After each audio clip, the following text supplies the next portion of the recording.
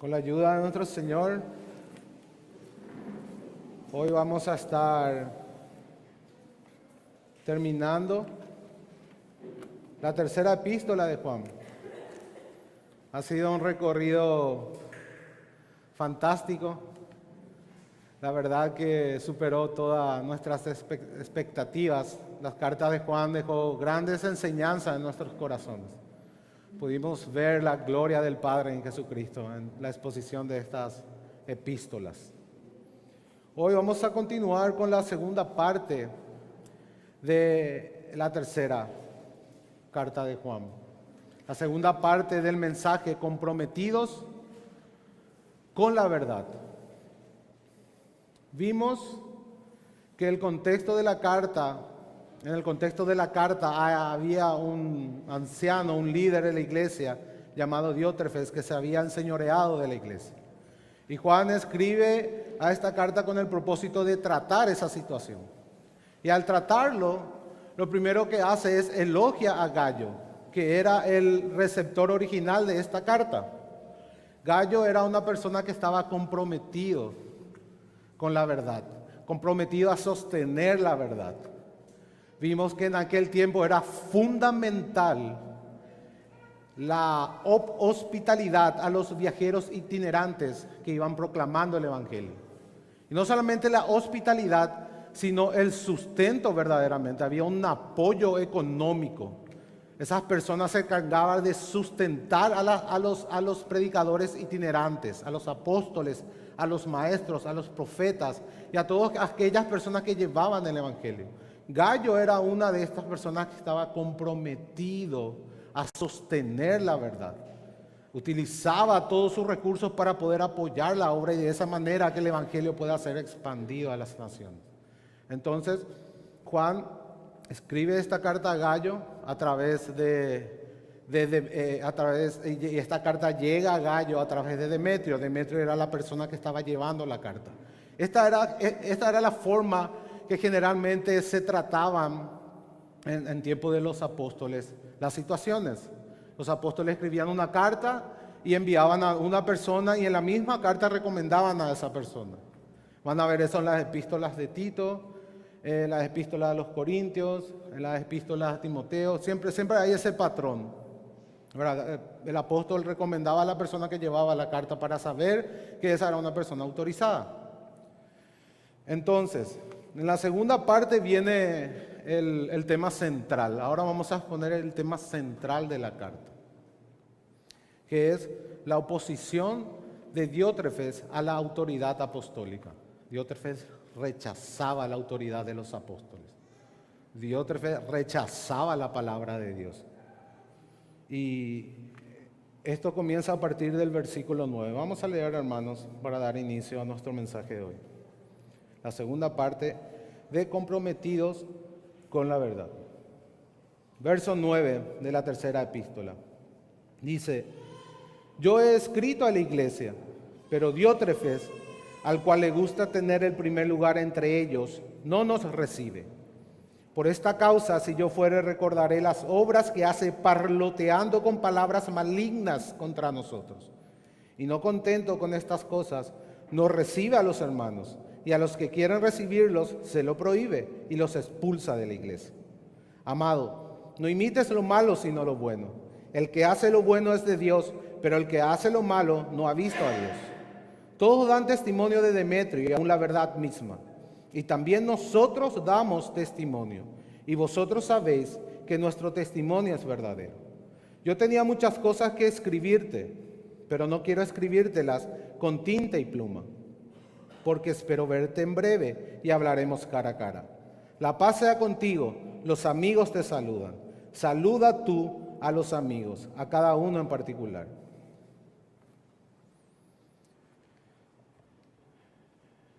Para introducir nuestro mensaje de hoy, vamos a considerar la siguiente anécdota. Había una vez un capitán llamado Capitán Smith que iba navegando un buque de guerra por las aguas del Atlántico en una noche con neblina. Entonces, eso hacía que la visibilidad no sea buena. El capitán iba minuciosamente, con mucho cuidado, para no colisionar el barco, para no chocar el barco. En eso ve una pequeña luz enfrente de su trayecto y preocupado envía un mensaje por la radio diciendo: soy el capitán Smith, por favor cambie la dirección de su barco 10 grados al norte. Y se queda mirando a ver si es que la luz cambiaba de dirección. Al rato escucha la radio y dice: hola, soy el soldado Johnson. Le ruego por favor que cambie la dirección de su barco, capitán, 10 grados al sur.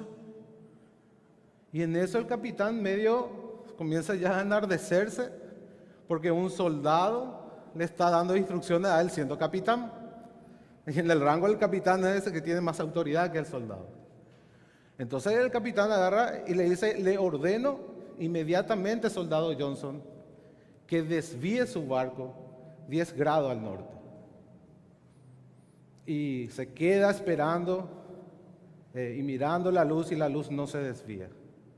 Al rato suena otra vez la radio y el soldado le dice: capitán, le ordeno inmediatamente que desvíe su barco 10 grados al sur.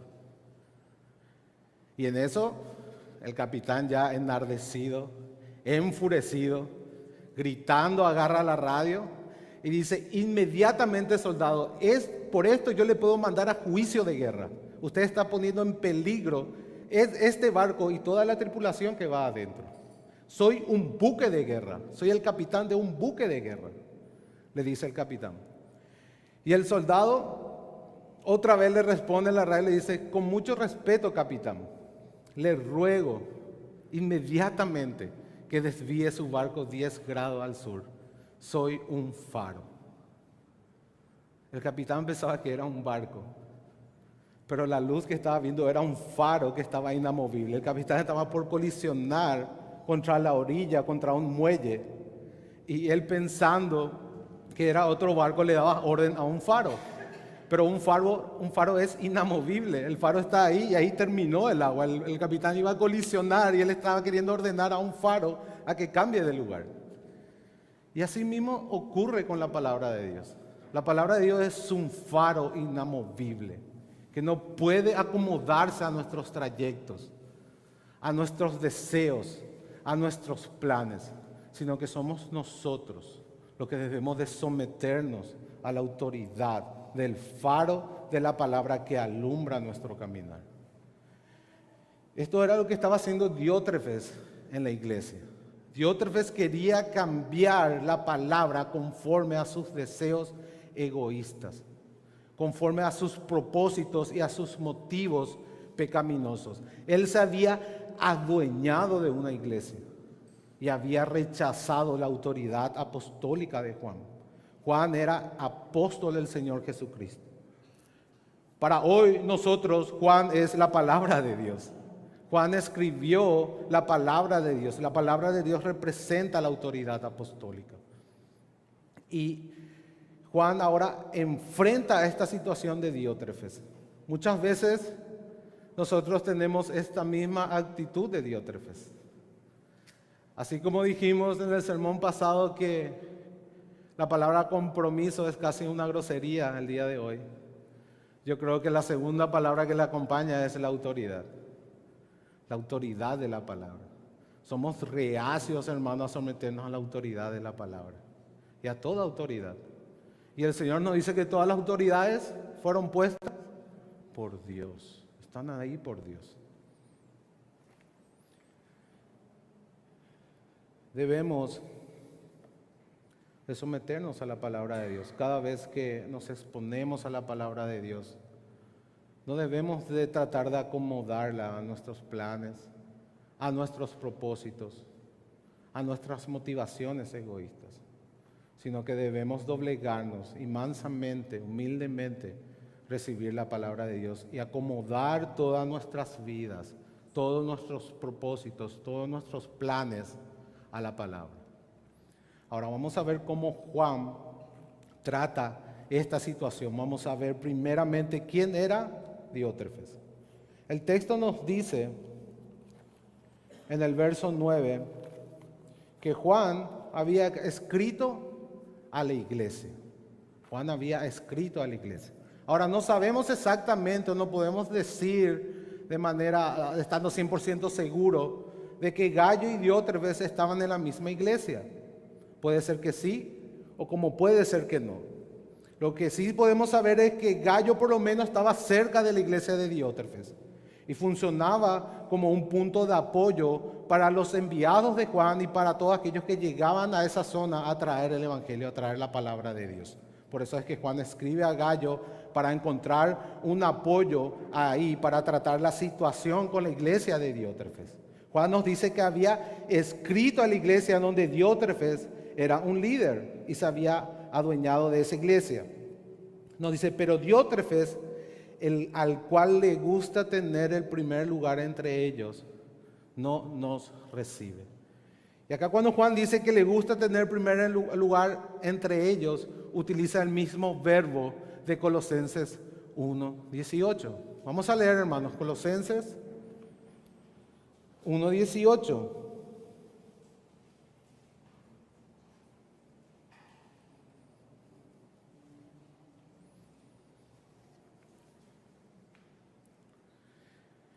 Y Él es la cabeza del cuerpo que es la iglesia. Él es el principio, el primogénito de entre los muertos, para que en todo tenga la preeminencia. La misma raíz del verbo es preeminencia.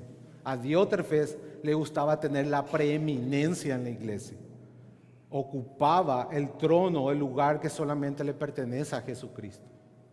Diótrefes se sentó en el trono de Jesucristo en esa iglesia y rechazaba toda autoridad apostólica. Rechazaba a Juan, su autoridad, y al rechazar a Juan y a su autoridad, rechazaba al mismo Jesucristo. Recuerden que Jesús dijo en Mateo 10:40 que el que a ustedes me recibe, a mí me recibe. El que recibía a los apóstoles no estaba recibiendo a la persona de Juan en sí, estaba recibiendo la palabra de Dios. Porque la palabra de Dios fue dada a los apóstoles para que ellos nos traigan a nosotros. Recuerden que como iglesia nosotros estamos fundamentados, estamos edificados en el fundamento de los apóstoles y los profetas, siendo la piedra principal Jesucristo mismo. Entonces Diótrefes ocupó la preeminencia en la iglesia, el lugar que solamente le pertenece al Señor Jesucristo, y rechazó la autoridad apostólica de Juan. Eso es lo que Diótrefes hizo. Rechazaba toda la autoridad. Juan enviaba a sus emisarios, enviaba las cartas y probablemente él ya ni siquiera leía las cartas a la iglesia, sino que las destruía. Y más abajo, en el verso 10 de nuestra carta, tercera de Juan, verso 10 dice, por esta causa, si yo fuere, dice Juan, recordaré las obras que hace parloteando con palabras malignas contra nosotros. Entonces, marquemos ahí. La primera cosa que Diótrefes hacía era parloteaba con palabras malignas contra Juan y contra los que estaban con Juan. Lo que Diótrefes estaba haciendo, estaba calumniando a Juan. Estaba inventando cosas sobre Juan. Estaba calumniando y difamando la reputación de Juan dentro de la iglesia. Eso es la primera acusación que recibe Diótrefes. La segunda dice, y no contento con estas cosas, no recibe a los hermanos. Recuerdan, Juan había elogiado a Gayo, porque él no solamente recibía, sino que apoyaba y encaminaba otra vez a las personas. Le daba todas sus necesidades para que esa persona pudiera llegar al siguiente punto y seguir su recorrido de predicar el evangelio por todo el imperio. Entonces Diótrefes calumniaba a Juan, aparte no recibía a los hermanos, una característica que debía ser la característica de un anciano de la iglesia, tenía que ser hospedador, tenía que recibir a los profetas y maestros itinerantes y apoyar la causa para la expansión del reino. Esa era una característica en 1 Timoteo 3. Entonces, Diótrefes estaba violando un requisito para ser anciano. Luego dice que a los que quieren recibirlos, se los prohíbe. O sea, no solamente se contentaba él con hacer el mal, sino que imponía a los demás una autoridad que no le pertenecía. Se enseñoreaba de las vidas de las personas y obligaba a las personas a hacer cosas que son antibíblicas. Obligaba a pecar a los hermanos. Se adueñaba de ellos, hermanos. Así funcionan los falsos maestros. Los falsos maestros se enseñorean de las personas, se adueñan de sus vidas, de sus conciencias, de sus acciones, de sus palabras. Recuerden que las falsas doctrinas vienen de espíritus demoníacos. Es una fuerza sobrenatural. Embota a la gente de las personas y se adueñan de ellas. Y no solamente de esa manera, sino que dice que los expulsaba de la iglesia. O sea que él utilizaba la disciplina eclesiástica para propósitos personales, hermano. No utilizaba la disciplina eclesiástica para la gloria de Dios o para buscar la honra de Cristo y la santidad de su iglesia, sino utilizaba la disciplina eclesiástica para propósitos personales y egoístas, basadas y fundamentadas en su soberbia y en su orgullo y con motivaciones pecaminosas. Eso es lo que estaba haciendo Diótrefes. Calumniaba, no recibía, prohibía que reciban, y a los que recibían los expulsaba de la iglesia. Entonces infundía el pánico y el temor en la iglesia. Las personas tenían miedo de Diótrefes.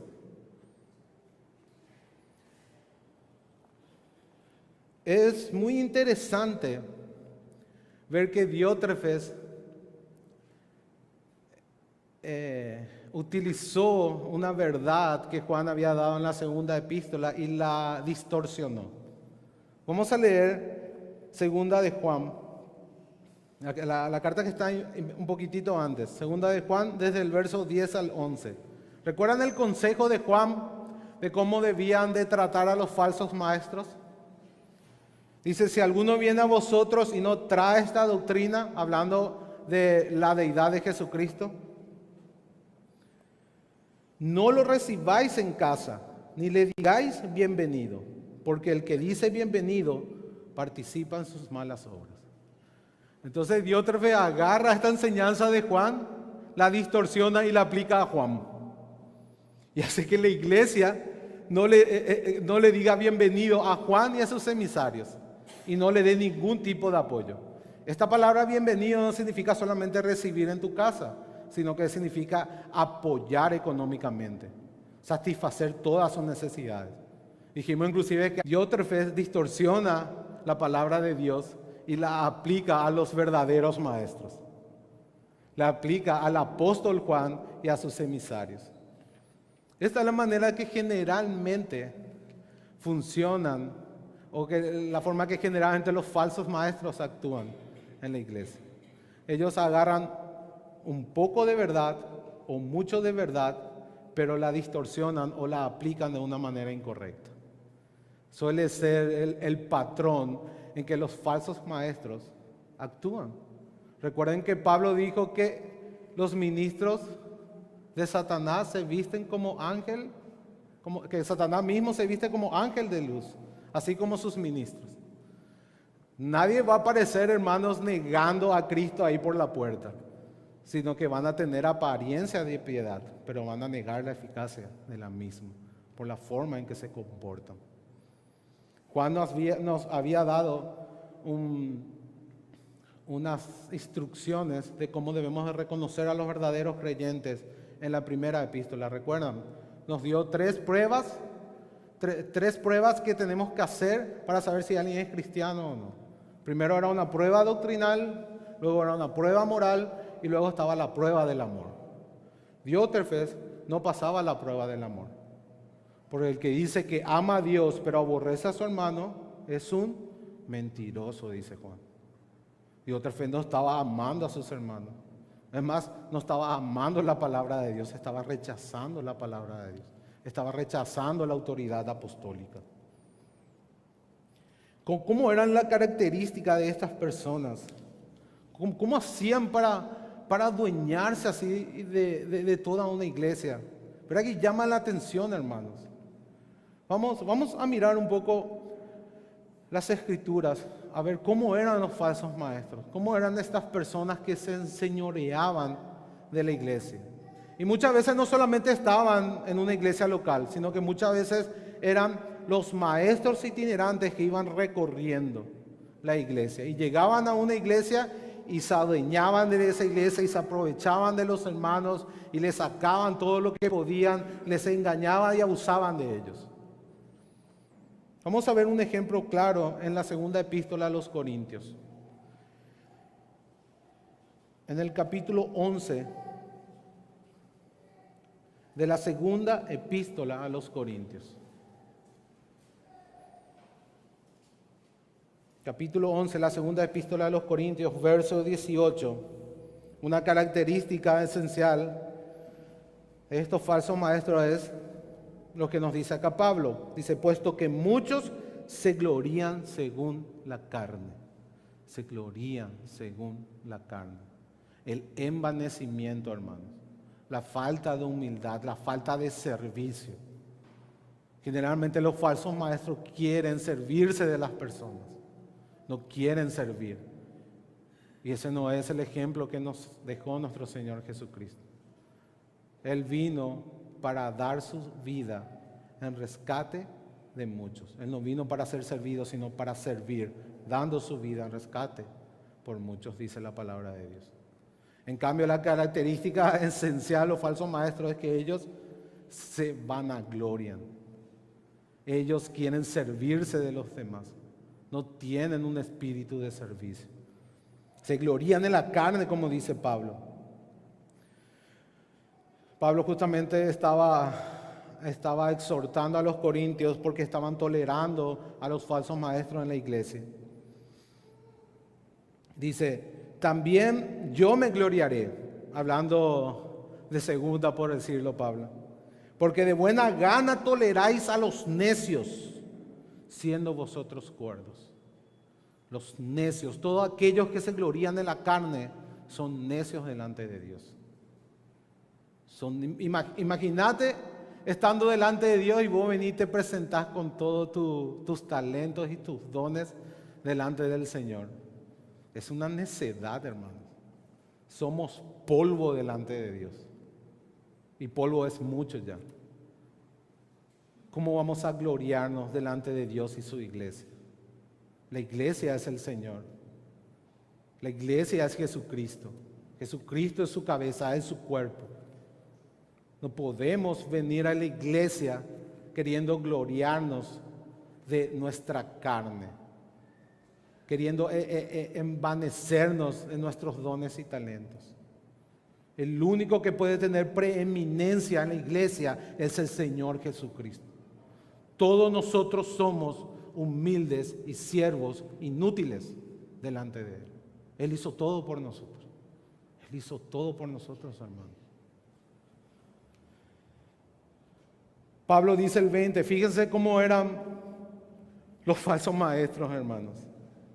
Pues toleráis si algunos os esclaviza, si algunos os devora, si alguno toma lo vuestro, si alguno se enaltece, si alguno os da de bofetadas. Misericordia, Señor. Como eran estos falsos maestros. Aunque probablemente hable de una forma metafórica, aplica a que esas personas iban y humillaban a las personas de manera pública. Le trataban a las personas como escorias delante de todos. Era como si fuera que la bofeteaban en la cara públicamente, en la manera en que trataban a las personas. Probablemente Diótrefes tenía este tipo de actitud. Infundía temor en la iglesia, las personas le tenían miedo. Pablo luego dice, para vergüenza mía lo digo, por eso fuimos demasiados débiles. Pero en lo que otro tenga osadía, hablo con locura, o sea, hablo de segunda, también yo tengo osadía. Probablemente Diótrefes utilizaba estas estrategias para adueñarse de las personas y hacer que las personas cumplan sus deseos egoístas. Devoraba, dice a las personas. Devoraba quiere decir que abusaba totalmente, los consumía, los esclavizaba, se adueñaba de sus voluntades, los humillaba públicamente, se enaltecía entre las personas. Qué terrible, hermanos. De cristiano eso no tiene nada. Diótrefes probablemente tenía este tipo de actitud, porque era la característica de los falsos maestros en aquel tiempo. Ahora, llama la atención, hermanos, que Juan no trata todavía a Diótrefes como un anticristo, como un falso maestro. ¿Recuerdan en las epístolas pasadas? Juan no tenía ningún problema para llamar a los falsos anticristos y falsos maestros y engañadores y todo ese tipo de atributos, todo ese tipo de cualidades. Sin embargo, aquí Juan menciona simplemente a Diótrefes. Esto se debe a que Juan todavía no había juzgado esta causa personalmente. Por tanto, Juan todavía no emitía un juicio para Diótrefes. Justamente de eso se trata la carta. Juan prepara un lugar para que él pueda ir con las personas que van a acompañar a él para ir a tratar personalmente con Diótrefes este problema. Necesitaba un lugar de apoyo y ese lugar de apoyo era Gayo. Entonces envía a Demetrio, menciona a Demetrio en la carta para que Gayo le reciba, para que prepare la situación, para que prepare el lugar para que Juan pueda ir a tratar personalmente el tema de Diótrefes, que se había adueñado de la iglesia. O sea, Juan iba a llamar a una asamblea pública y a juzgar las cosas delante de la iglesia. Y probablemente iba a reprender públicamente a Diótrefes. Porque de esa forma era como se trataban las situaciones en aquel tiempo y como hoy debemos de tratarlas. Recuerden que la iglesia es la que tiene la autoridad final en cuanto a disciplina y doctrina de la iglesia, de lo que sucede en la iglesia. Somos responsables, todos ustedes, hermanos, son responsables por lo que se hace aquí, no solamente los líderes, en cuanto a disciplina y en cuanto a doctrina. Y eso vamos a verlo en el mensaje de hoy. Es interesante la actitud de Juan y debe también llevarnos a nosotros a no emitir juicio antes de juzgar las cosas, por más fea que parezca la situación, ¿verdad? Porque estaba feo lo que estaba haciendo Diótrefes, pero Juan no se adelantó a emitir juicio antes de juzgar. Y eso debemos imitar, hermanos. Eso es algo bueno para imitar. No emitamos juicio antes de juzgar las cosas. No nos adelantemos antes de tratar las situaciones, porque las apariencias engañan y podemos emitir falsos juicios y podemos ser culpables de pecado. Si Juan no se atrevió a tratar a Diótrefes con todo lo que estaba haciendo de falso antes de juzgar, nosotros mucho menos. Mucho menos. Y el apóstol Juan había aprendido esto por propia experiencia. ¿Recuerdan en Mateo 20, cuando la mamá de los hijos de Zebedeo, de Juan, va a Jesús y le dice: Maestro, ¿qué tal vez se le pone a mis hijos, a uno a la derecha y al otro a la izquierda en tu reino? Y cuando los 10 escucharon eso, se enfurecieron contra Jacobo y Juan, ¿recuerdan? Y en el verso 25 de Mateo 20, voy a leerle, no hace falta que busque, pueden anotar después, Mateo 20, 25 dice: Entonces Jesús, llamándolos a los 12, dijo: ¿Sabéis que los gobernantes de las naciones sino que el que quiera hacerse grande entre vosotros será vuestro servidor. Y el que quiera ser el primero entre vosotros será vuestro siervo. Como el Hijo del Hombre no vino para ser servido, sino para servir y dar su vida en rescate por muchos. Juan sabía muy bien lo que era tratar el orgullo en lo que respecta a la autoridad. Probablemente el Señor trató con él de esta manera y en emitir juicios rápidamente. ¿Recuerdan cuando iban a entrar en Samaria y no le permitieron? Y Juan dice: Señor, envía cielo del fuego y destruye esa ciudad. Juan era muy impetuoso, hermanos. Sin embargo, por obra y gracia del Espíritu Santo, vemos en esta etapa, ya cuando Juan era un anciano, cómo tenía muchísima sabiduría y con muchísima prudencia manejaban la situación. Y debemos de aprender eso, hermanos. Debemos de ocuparnos de esos impulsos de nuestros corazones, de querer emitir juicio tan rápidamente o condenar tan rápidamente. Y llevar sí a juzgar todas las cosas. Tampoco no ir al otro extremo de querer tolerar todo. Generalmente a los que son espirituales, a los verdaderos cristianos y aquellos que tienen el celo por la casa del Señor, el celo por su iglesia, el celo por la honra y la gloria de Jesús, el celo y la honra por la santidad de la iglesia, no toleran a este tipo de liderazgo dentro de la iglesia. No lo toleran, hermanos. Porque este tipo de liderazgo impide que los demás miembros de la iglesia puedan ejercer sus dones y de esa manera poder edificar a la iglesia y glorificar al Padre en Jesucristo. Este tipo de liderazgo se adueña totalmente de las personas y solamente Él tiene la preeminencia. Solamente Él es el que está arriba. Y esto no debe de ser así entre vosotros, dice Jesús, sino aquel que quiere ser mayor debe servir a todos, hermanos. Voy a mencionar una cita de Warren Wiersbe, que es un comentarista bíblico, respecto a la actitud de Diótrefes. Dice: el Nuevo Testamento enseña la disciplina eclesiástica. O sea, hay que hacer la disciplina eclesiástica y hay que obedecer estas instrucciones. Pero la disciplina eclesiástica no es un arma para que el dictador la use para protegerse, sino una herramienta que la congregación debe usar a fin de promover la pureza y glorificar a Dios. No es un pastor dándose demasiada importancia o una junta de iglesia actuando como policía.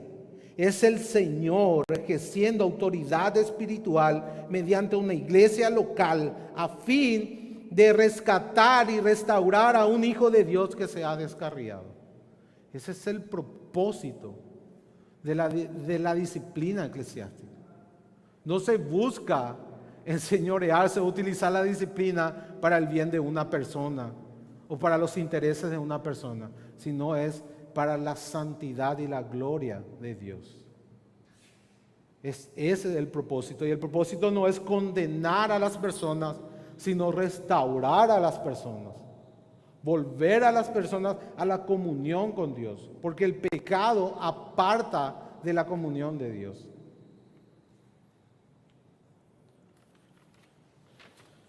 Esto era lo que Juan iba a hacer, hermanos. Voy a leerles un pasaje en 1 Timoteo 5, 19, 20. Fíjense el modelo de cómo tratar estas situaciones. Dice Pablo a Timoteo: contra un anciano no admitas acusación, sino con 2 o 3 testigos. A los que persisten en pecar, repréndelos delante de todos, para que los demás también teman. Y llevemos nuestra mente un poco a Mateo 18. En realidad, contra todas las personas debemos de pasar ese proceso de juicio, por así decirlo.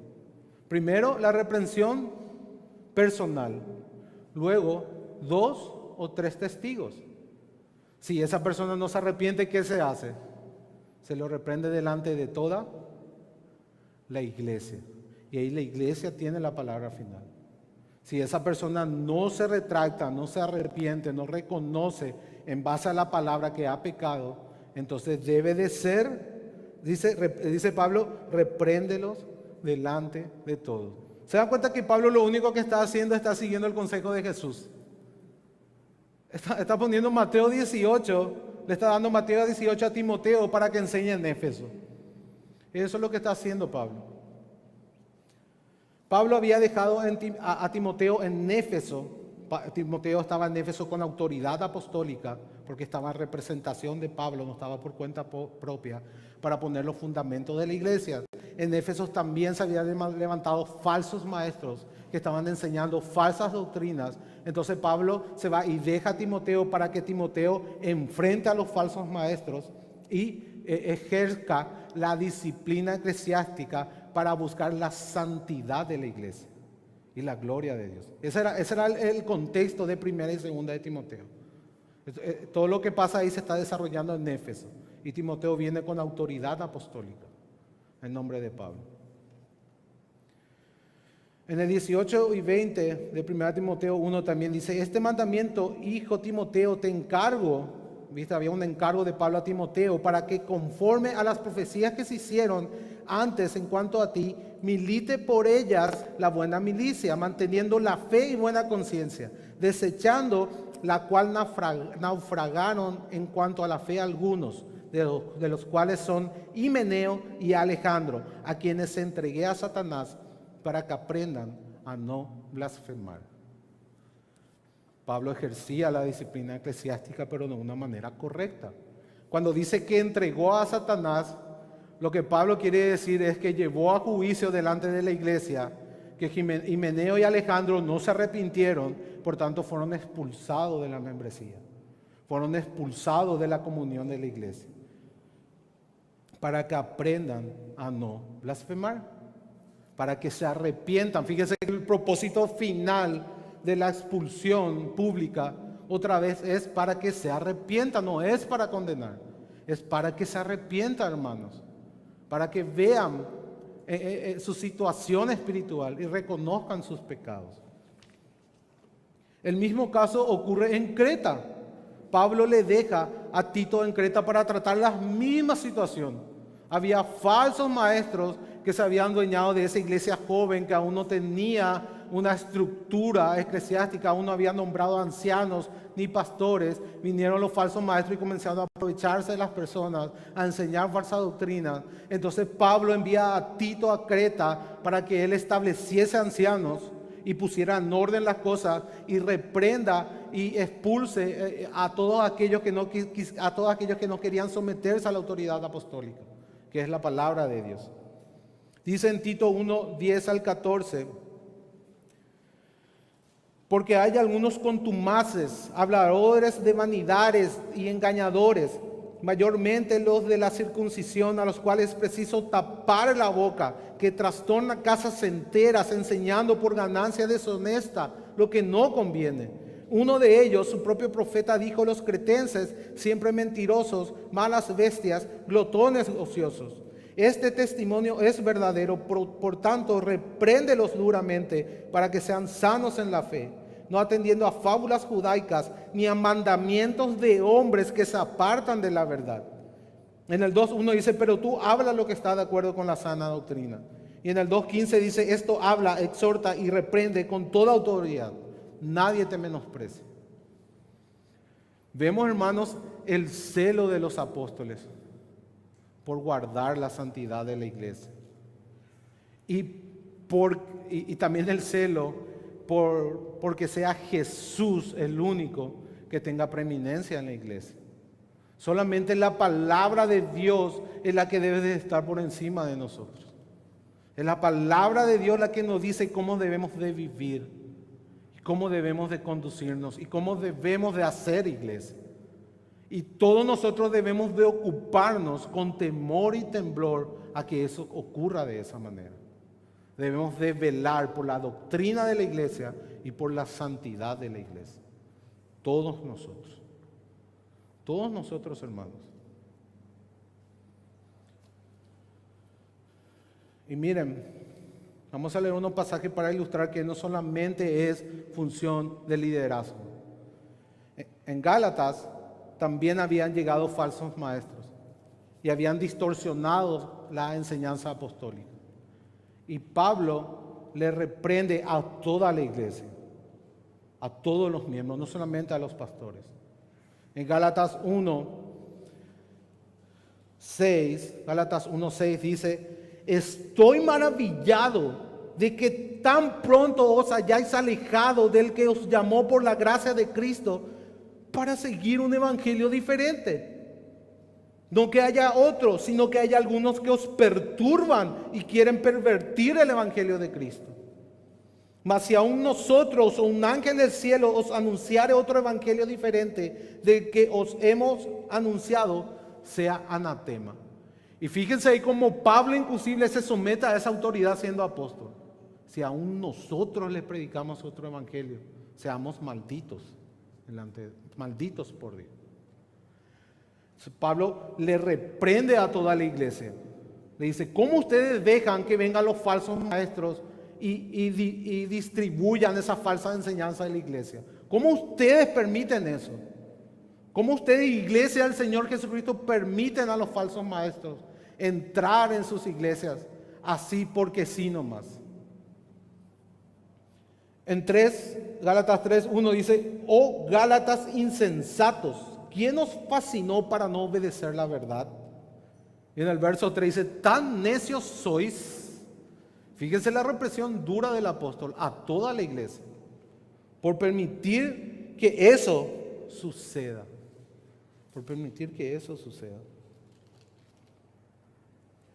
Toda la iglesia es responsable de la doctrina de la iglesia local. Nosotros aquí, cada uno de ustedes. Y va a rendir cuenta a Dios por eso. Y no solamente por la doctrina, sino también por la disciplina, por la santidad de la iglesia. Y vamos a ver eso en la exposición de hoy un poco más adelante. Esta es la aplicación que podemos hacer de cómo Juan trata esta situación con Diótrefes. O sea, no tenemos que pretender dejar solamente al liderazgo velar por la doctrina y por la disciplina de la iglesia. Esa es una tarea de toda la iglesia, hermanos.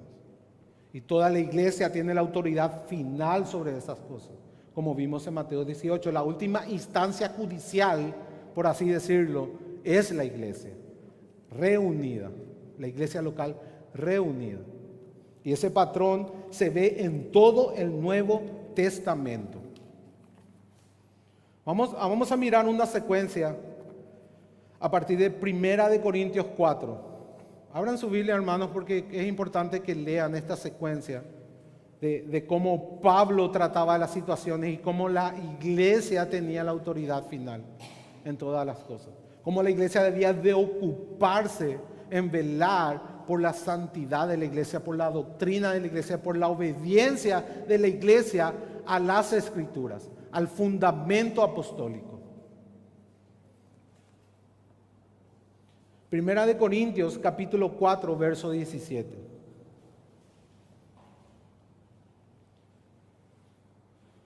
Fíjense de nuevo el mismo patrón. Pablo envía a Timoteo para tratar la situación en Corintios, que también era de falsos maestros que se habían metido. La misma situación, hermano.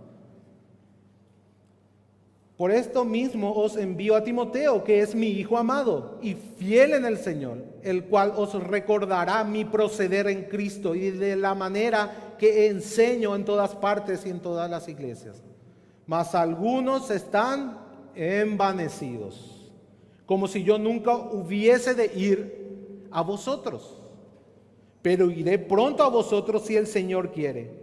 Y conoceré no las palabras, sino el poder de los que andan envanecidos. Porque el reino de Dios no consiste en palabras, sino en poder. ¿Qué queréis? ¿Iré a vosotros con vara o con amor y espíritu de mansedumbre? Duro Pablo, hermanos.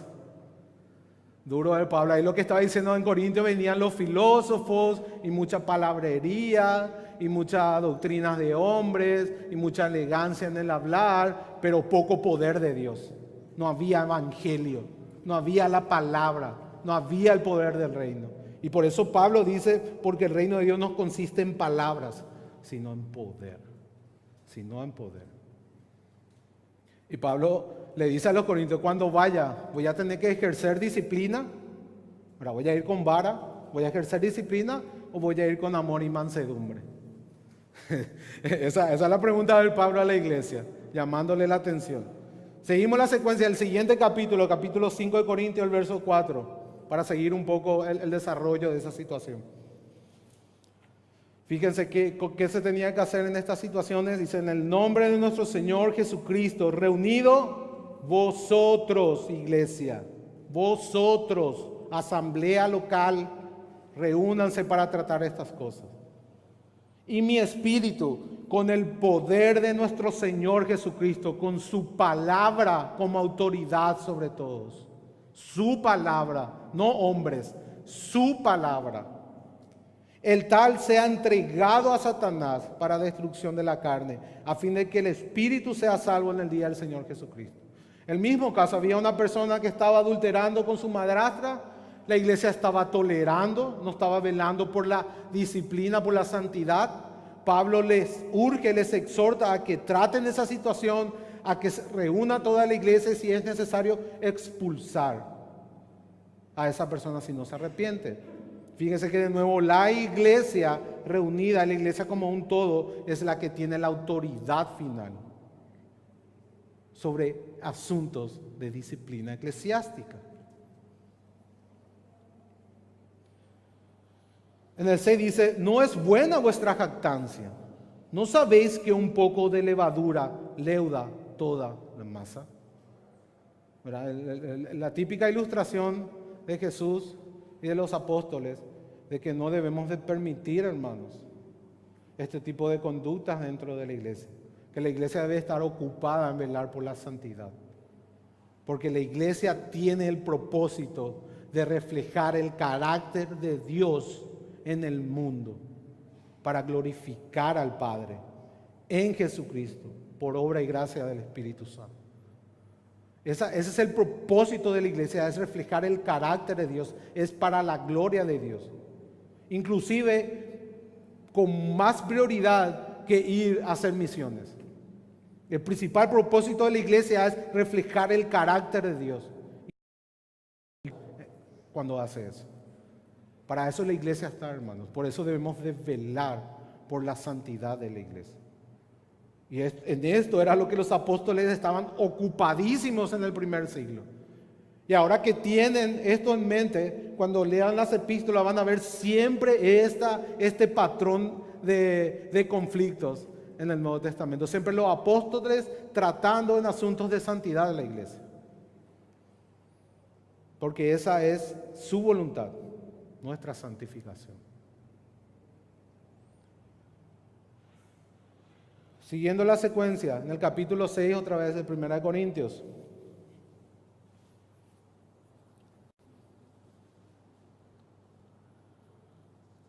Dice, os alguno de vosotros, en el verso 1 del capítulo 6, os alguno de vosotros, cuando tiene algo contra otro, ir a juicio delante de los injustos y no delante de los santos.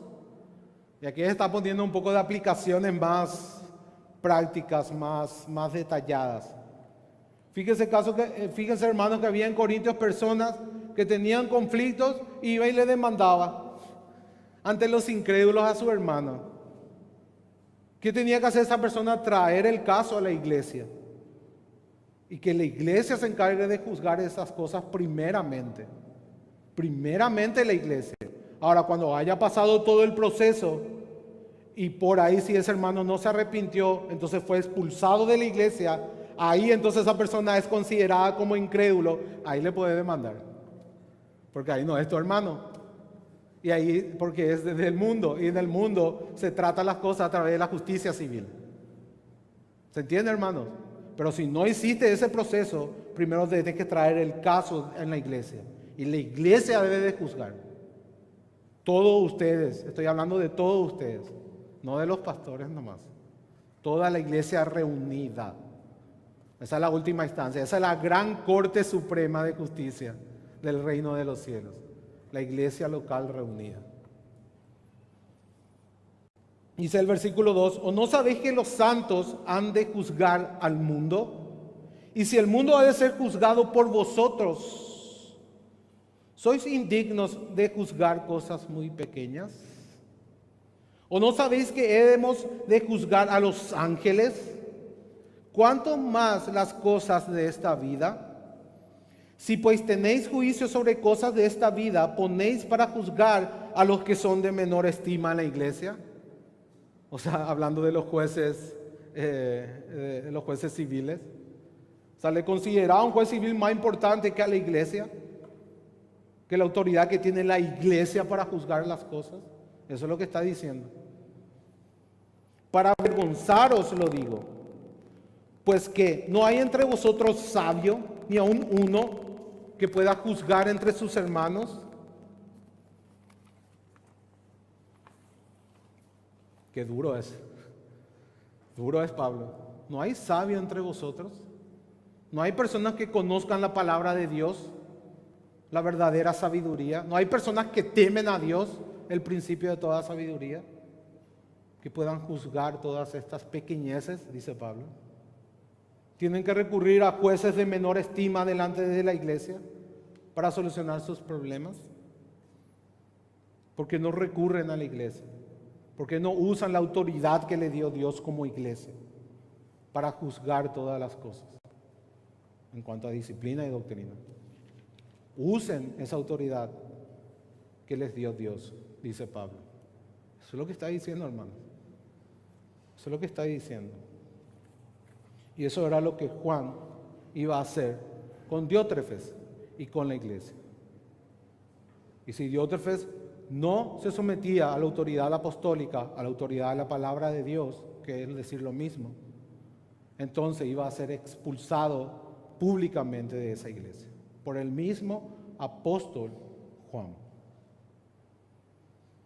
Eso era lo que estaba pasando. Ahora, muchas veces, cuando nos encontramos en estas situaciones,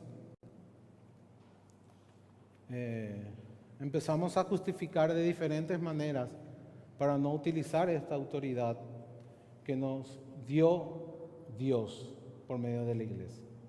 Y no es una actitud cristiana, hermanos, rehusarse a utilizar la legítima autoridad de la disciplina eclesiástica cuando ésta es necesaria. Eso no es falta de amor, al contrario, hermano, es amor. La disciplina eclesiástica es la manifestación de verdadero amor, de amar a Dios por sobre todas las cosas y amar a mi prójimo como a ti mismo, porque yo estoy velando por su alma. El propósito, recuerda, no es condenar, el propósito es restaurar a esa persona, que vuelva a la comunión con Dios y a la comunión con la iglesia, apartándose de su pecado. Es muy triste de que haya personas como Diótrefes o otro tipo de pecados en los cuales la iglesia deba de llegar hasta este punto. ¿Cierto? No es agradable quizás pasar por esas tensiones.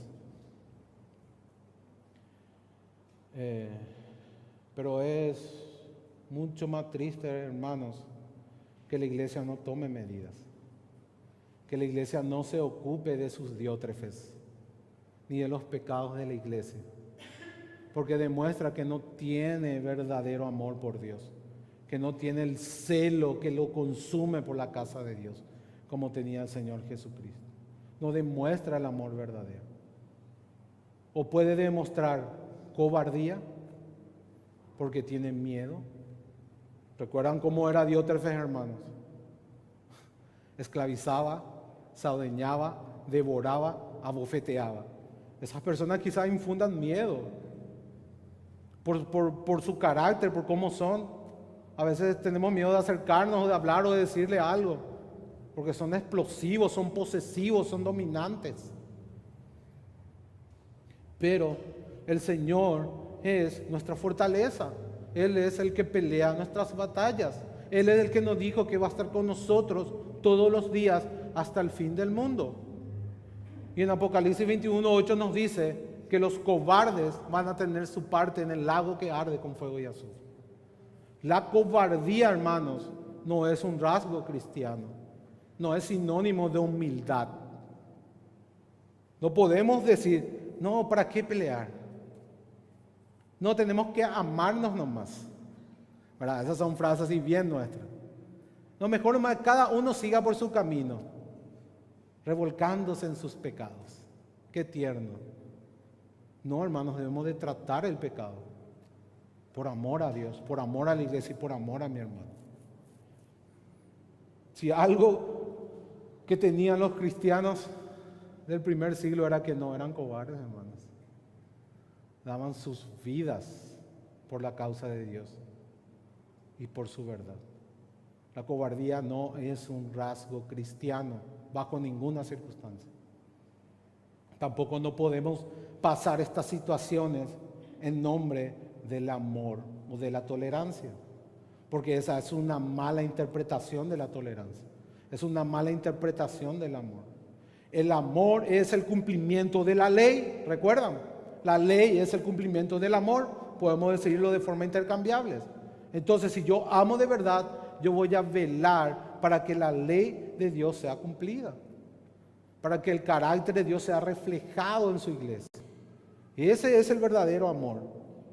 Esa debe ser la verdadera actitud de todos nosotros, y mucho más aún de los pastores. Mucho más aún de los pastores. ¿Recuerdan Juan 10, 12 y 13? Lo que Jesús decía. Dice, mas el asalariado, que no es el pastor, de quien no son propias las ovejas, ve venir al lobo y deja las ovejas, y huye, y el lobo arrebata las ovejas y las dispersa. Así que el asalariado huye porque es asalariado y no le importa las ovejas. La actitud del verdadero pastor, el verdadero amor, se manifiesta en la preocupación genuina de la iglesia local, de las ovejas que pertenecen a la iglesia local. Una preocupación real por sus almas. Cuando ocurre un conflicto o un problema y los líderes huyen, ¿qué están demostrando?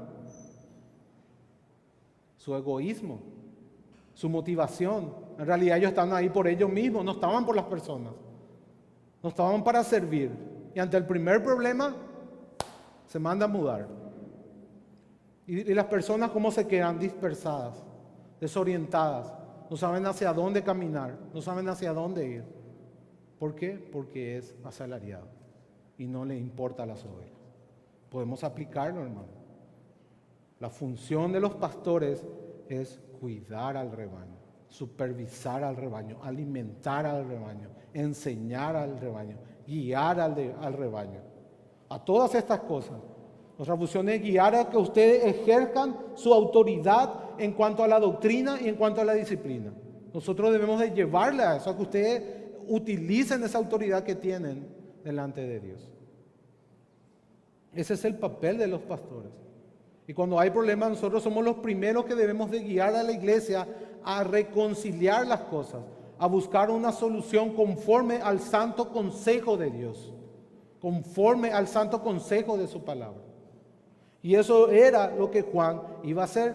Juan no emitió juicio, sino que iba a ir personalmente, iba a convocar a una asamblea a toda la iglesia, y reunido Juan con todos ellos, iban a decidir conforme a la palabra de Dios y con el poder de Dios y con la autoridad de Dios, lo que iban a hacer con Diótrefes. Ese es el contexto, hermano. Esa es la manera en que debemos de tratar la situación. El verdadero amor nos lleva a enfrentar las situaciones por una genuina preocupación por los demás.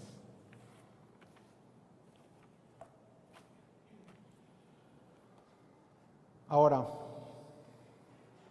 en el 11, en otra epístola dice, amado, no imites lo malo, sino lo bueno. ¿Quién es lo malo acá? Diótrefes.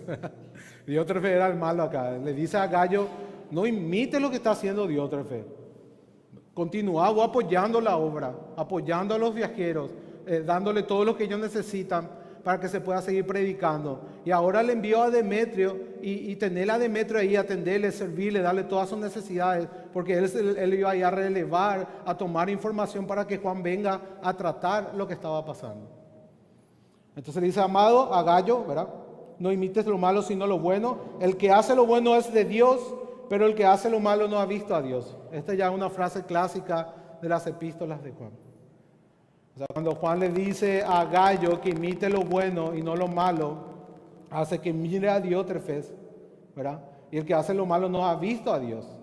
Él ya tiene sospecha de que Diótrefes no se va a arrepentir, pero aún no ha juzgado, aún no ha emitido juicio, aún no ha convocado a la iglesia para juzgar el caso de Diótrefes. Entonces aún no le trató de falso maestro o de anticristo, sino era un asunto de disciplina eclesiástica que Juan iba a tratar, y le estaba animando a Gayo para que Gayo sea un apoyo de Juan para que él pueda ir con su gente para tratar esta situación. Y le dice a Gayo, no te pases del lado de Diótrefes, sino que imita lo bueno, no imites lo malo. Espérame ahí, ahora recibí a Demetrio. Ahora en el 12 dice, todos dan testimonio de Demetrio. Acá Juan utiliza en la forma en que la ley juzgaba las cosas. Siempre había que haber 2 o más testigos, ¿verdad? Juan dice, todos dan testimonio de Demetrio. Tenemos un testigo, todos dan testimonio de Demetrio. Y aún la verdad misma, o sea, la forma en que Demetrio vivía en la verdad. Así como Gayo también vivía en la verdad. En este caso práctico, apoyando a los viajeros económicamente y dándoles alojamiento. Esa era la manera en que él vivía la verdad y daba testimonio de la verdad, y la verdad misma daba testimonio de Gayo. Ahora, en el caso de Demetrio, también Juan les dice que Demetrio tiene un testimonio conocido en toda la iglesia, porque todo da testimonio de él, y aún la verdad misma. 2 testimonios ya tenemos. Y también nosotros damos testimonio de Demetrio. Y vosotros sabéis que nuestro testimonio es verdadero.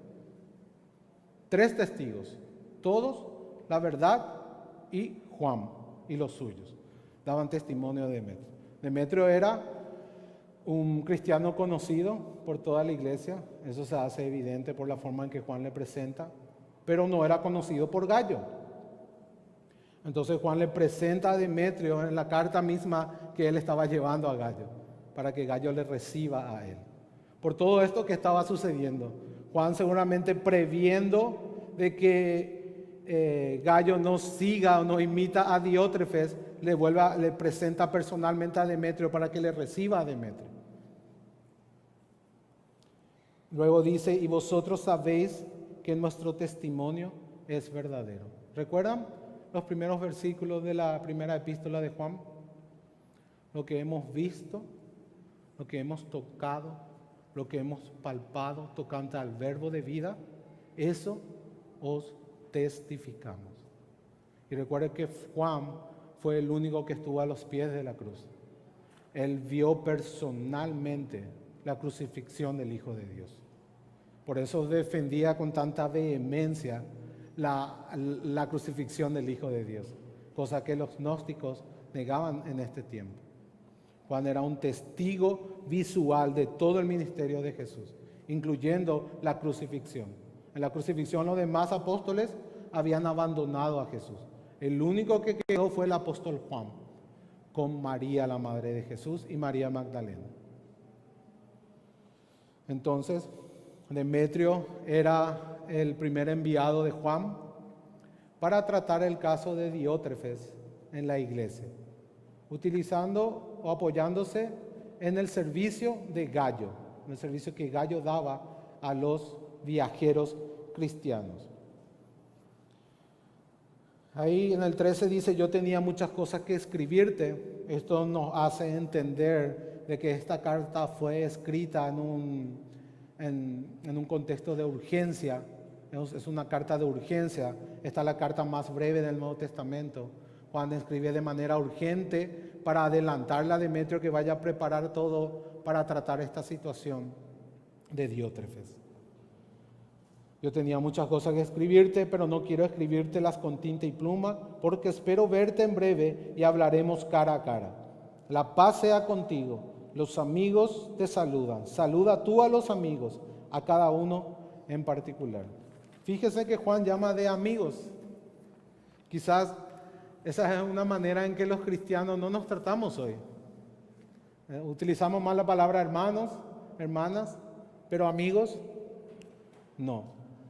En Juan 15, Jesús dijo: vosotros sois mis amigos si hacéis lo que yo os mando. Esa es la verdadera amistad cristiana. Aquellos que obedecen a Dios, aquellos que obedecen su palabra. Nuestra amistad está fundamentada en la palabra de Dios. Hermanos, Pablo nos dice, ya lo que implica el mensaje final de Juan. Juan exhorta a Gallo a que imite lo bueno y no lo malo. Y en este caso lo bueno aplica directamente a recibir la palabra de Dios con mansedumbre. Debemos de recibir la autoridad de la palabra de Dios. Debemos de someternos voluntariamente a la autoridad de la palabra de Dios.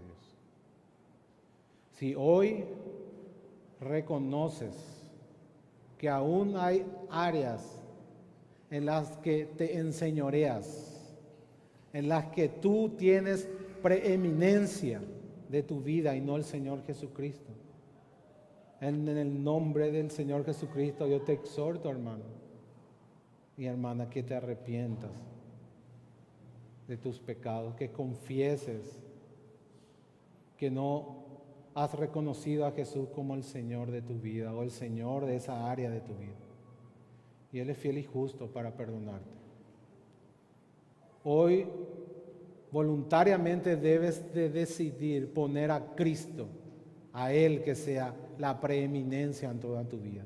En todo lo que piensas, en todo lo que haces, en la manera en que razonas, en la manera en que hoy vamos a votar, en la manera en que hacemos todo, hermanos.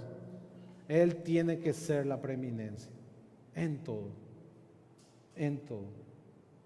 Y si hoy estás aquí y no conoces al Señor Jesús, si hoy estás aquí y te has dado cuenta de que siempre tú has sido el dueño de tu vida, confiesa tus pecados, ríndete ante el único y verdadero Dios y Señor, a Jesucristo. Entrégate a Él, no luches más. Confiesa tu pecado, confía en su misericordia. Su yugo es liviano, el tuyo no. Él tiene paz verdadera para tu corazón. Él tiene gozo verdadero en tu corazón. No luches más. No intentes ser el dueño de tu vida. Entrégate a los brazos de tu Señor Jesucristo. Él es el único que tiene preeminencia. Y Él tiene toda potestad en el cielo y en la tierra.